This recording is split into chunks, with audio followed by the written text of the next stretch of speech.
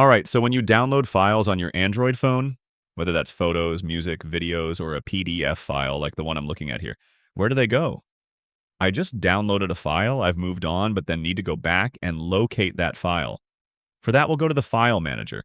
On my Samsung phone, it's called My Files. On yours, it could be something else. Depends what phone you're using. Here on the front page, I have some shortcuts to a few key folders, including my downloads. And there's our file. Or if I want, I can browse the folders both on my phone's internal storage or the memory card that I have installed inside my phone.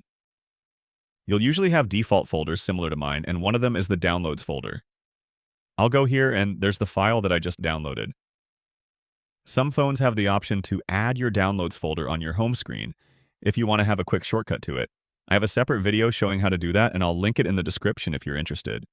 Click the like button if this helped, and subscribe for more easy guides like this.